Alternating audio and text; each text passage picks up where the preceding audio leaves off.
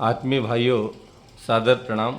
भाइयों बहनों, आज हम सभी एक ऐसे प्रसंग पर चर्चा करेंगे, बड़ा महत्वपूर्ण भी है और प्रेरणादायी भी है।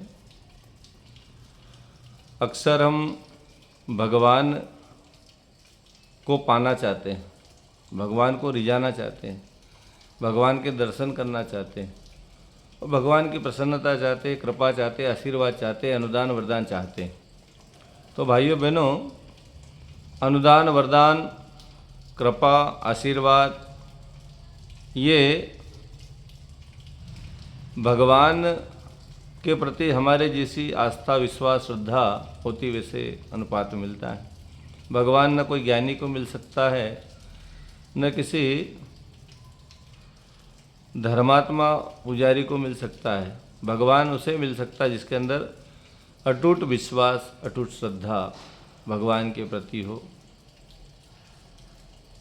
क्योंकि भगवान भाव को देखता है, क्रिया और कर्मकांड को नहीं देखता। आज हम जिस दौर में जी रहे हैं, यहाँ पर पूरा समय व्यक्ति का क्रिया और कर्मकांड प्रधान होता चला जा रहा है।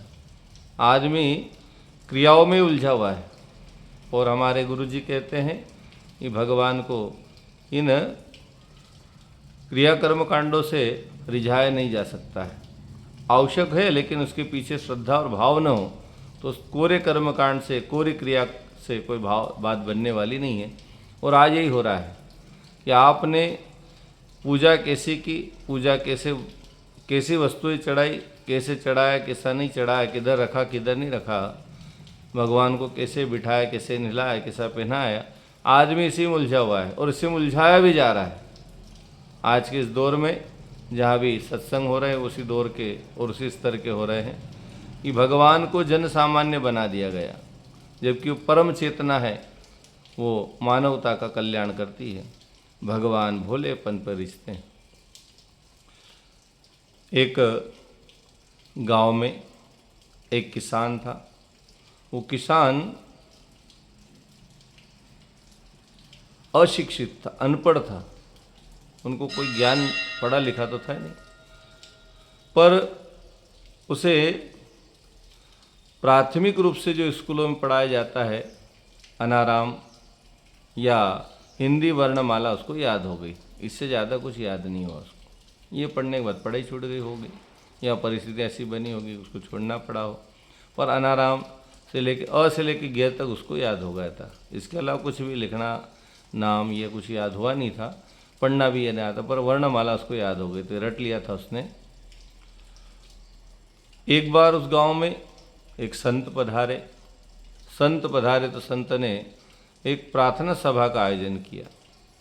उसमें विशेष रूप से ग्राम के सभी लोगों को आमंत्रित किया गया कि भाई आप सभी पधारें और यहाँ पर अपने अपने स्तर से अपने अपने इष्ट की, अपने अपने भगवान की आप प्रार्थना करें। सभी लोगों ने अपने अपने स्तर पर प्रार्थनाएं आरंभ की। दिन हो गया, रात हो गई, दिन और रात प्रार्थना चलती रही। एक दिन का आयोजन था और पूरे दिन तक आयोजन इस प्रकार चलता रहा। वो अनपढ़ अशिक्षित व्यक्ति वहाँ पहुँचा, जिसे कोई ज़्यादा याद नहीं था, केवल वर्णमाला याद थी। सभी अपने इष्ट का मंत्र बोल रहे थे, अपने इष्ट का नाम ले रहे थे, अपने भगवान की विशेष रूप से मंत्रों से, भजनों से जिसी प्रकार आराधना कर रहे थे। उस अशिक्षित अनपढ़ व्यक्ति ने भी हिंदी की वर्णमाला के सारे अक्षर बोले। अ से लेकर ज्ञ तक बोला।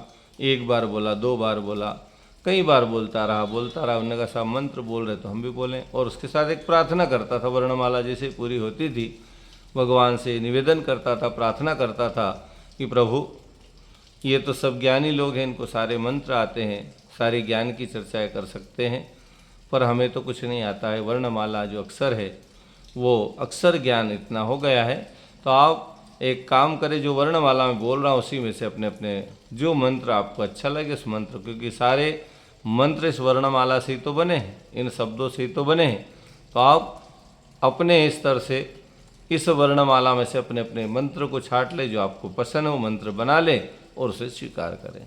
इस प्रकार वो दिन और रात जो प्रार्थना समय था, उस समय तक यही वर्णमाला बोलता चला गया। प्रातः सब लोग इकट्ठे थे, वहाँ चर्चा होने लगी। संत महात्मा ने कहा, ये जो आज की प्रार्थना सभा हुई और उस प्रार्थना में सबसे सफल यदि किसी की प्रार्थना रही तो वो इस किसान की रही। सारे लोगों को बड़ा आश्चर्य हुआ। उन्होंने कहा साहब इसे तो कोई मंत्र भी नहीं आता, इसको तो कोई भजन भी नहीं आता, इसे तो कुछ भी याद नहीं, फिर इसकी प्रार्थना भगवान ने कैसे स्वीकार कर ली? क्या भगवान में भेदभाव करता है? उन्होंने कहा नहीं साहब, भगवान भेदभाव नहीं करता है, भगवान केवल भाव देखता है और भगवान सरलता पे रिश्ते हैं, भगवान भोलेपन पर रिश्ते हैं, सरलता, सहजता, निर्मलता, पवित्रता पर भगवान रिश्ते हैं। इसे किसी बात का अहम ही नहीं था साहब, हमें तो कुछ आता ही नहीं।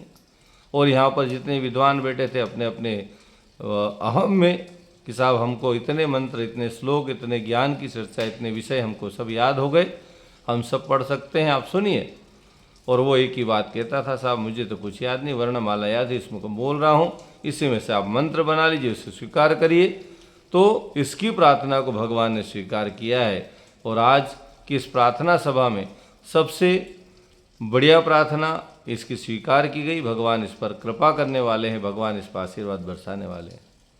और इस प्रकार से उस अशिक्षित अनपढ़ व्यक्ति के मन में जो भाव थे वो प्रकट किए और उसका परिणाम उसके जीवन में से प्राप्त हुआ। भाइयों बहनों, हम सभी भगवान की आराधना करते हैं, प्रार्थना करते हैं, साधना करते हैं, लेकिन भगवान की साधना, आराधना, उपासना, क्रिया और कर्म कांड में करते हैं कि हम इस प्रकार से मंत्र बोलेंगे, इस प्रकार से जल चढ़ाएंगे, इस प्रकार से फूल चढ़ाएंगे, इस प्रकार से नैवेद्य चढ़ाएंगे। उसको ने कहा साहब हमें तो कुछ नहीं आता है, आपको जो अच्छा लगे, हम जो बोल रहे उसी में से आप मंत्र बना लीजिए, उसे स्वीकार कीजिए। ऐसा भोलापन जब आता है तो भोलेपन पर भगवान रिश्ते हैं। ये पावन प्रसंग परम पूज्य गुरुदेव पंडित श्री राम शर्मा जी आचार्य द्वारा रचित पावन प्रज्ञा पुराण के भाग 2 में लिया गया है, उसी से हमने इसे लिया है। आप सभी पावन प्रज्ञा पुराण को अवश्य पढ़ें। युग ऋषि की वाणी है, युग ऋषि का चिंतन है, युग ऋषि का दर्द है, युग ऋषि की पीड़ा है।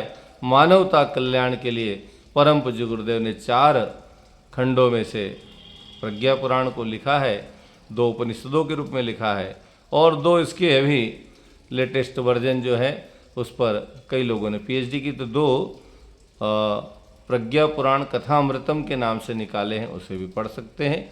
पर इससे हमारी बुद्धि सरल, सहज और विचारणी बनती चली जाएगी। हमें सभी बातें ज्ञान की वो सरलता से समझ में आने लगेगी, क्योंकि इसमें पुराण के अंदर कोई बड़ी बातें नहीं बताई। गुरुदेव छोटी छोटी कहानी किस्सों के माध्यम से मानव जीवन की गौरव गरिमा से लेकर मनुष्य के उत्थान तक, आत्मविकास, आत्मकल्याण तक की बात कही।